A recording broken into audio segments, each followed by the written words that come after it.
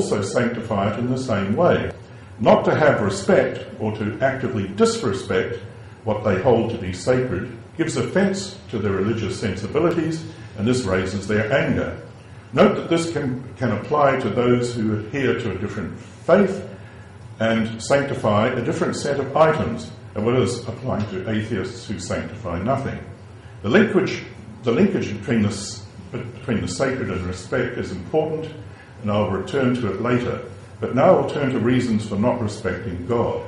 So section 3, the incoherence of respecting the non-existent.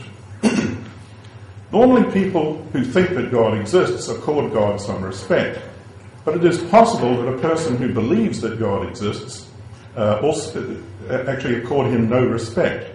Perhaps because of a version of the argument from evil, they take God to be responsible for the world's evils.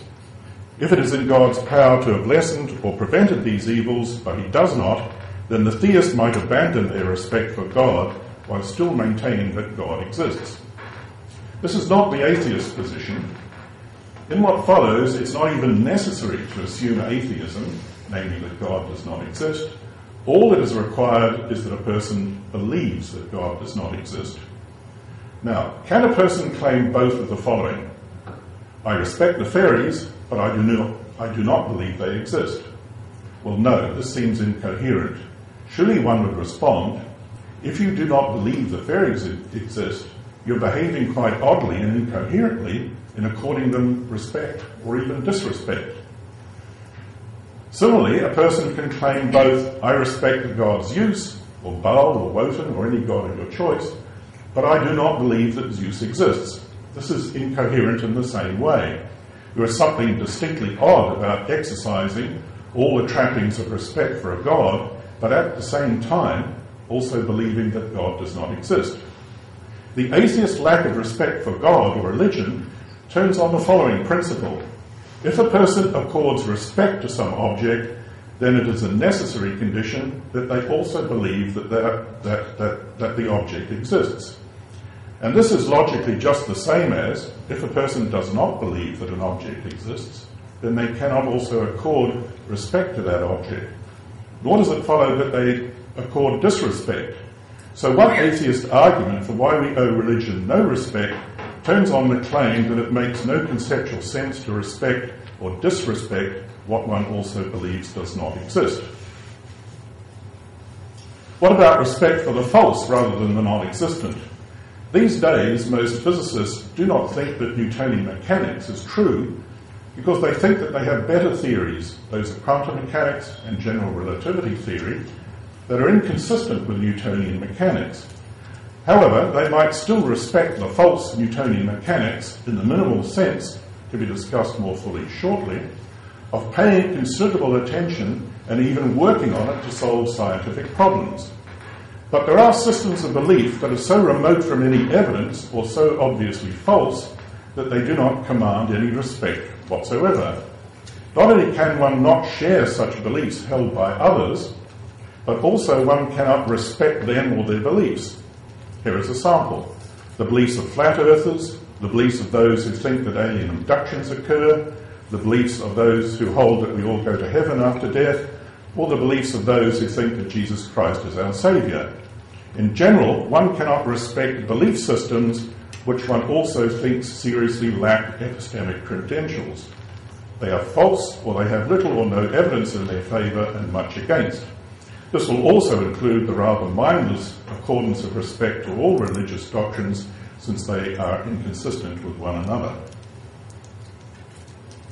Section 4, what I call the Jesus Christ fallacy. The above turns on avoiding the Jesus Christ fallacy, which lies behind remarks to be found in Matthew and Luke. He who is not with me is against me. On this view, neutrality is impossible. There is no third position in which a person is neither for nor against Jesus Christ.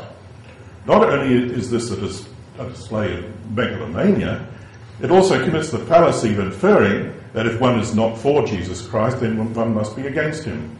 Consider the two propositions asserted by a person who would just use the letter A to refer to, A for atheist. First proposition, A is not for Jesus Christ, and the second, A is against Jesus Christ. These are not equivalent, nor from the first can one validly infer the second, and conversely. The contradictory of A is for Jesus Christ is A is not for Jesus Christ. It is not. A is against Jesus Christ.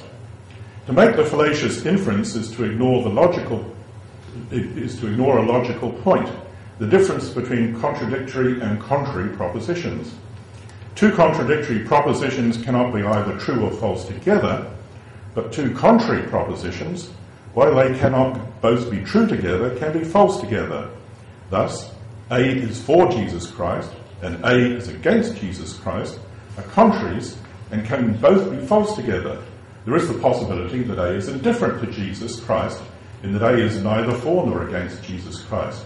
To make the fallacious inference is to ignore the indifference option through confusing contradictory with contrary propositions. A similar fallacy is made concerning the topic under discussion. We owe religion no respect. If A does not respect religion, it does not follow that A disrespects religion. To so infer is to commit the Jesus Christ fallacy.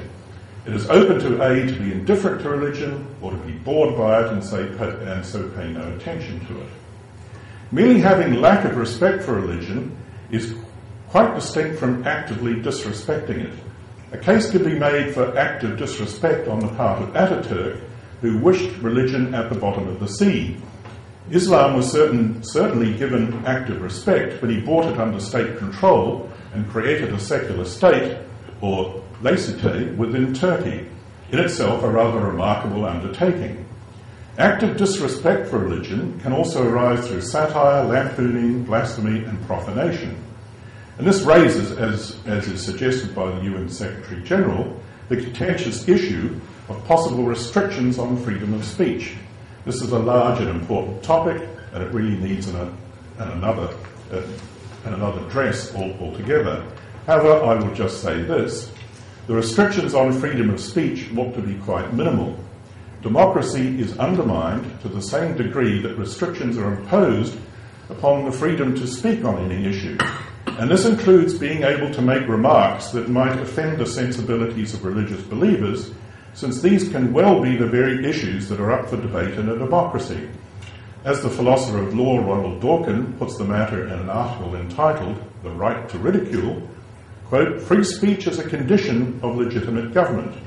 And he continues, "No one's religious convictions can be thought to trump the freedom that makes democracy possible." The important point here is that freedom of speech is not to be restricted because some party feels offended by what is said. This cannot be a sufficient ground for its restriction.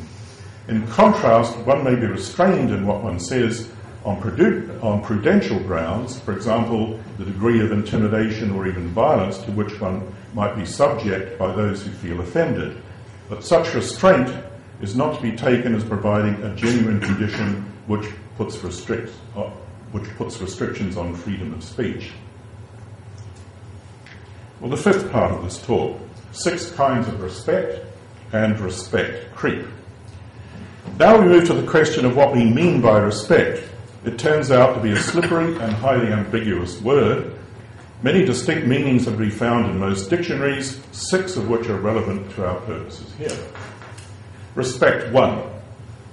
In this sense, a person pays respect to some object X, whatever it be, when they pay attention to X, or they have regard to X, or they give careful consideration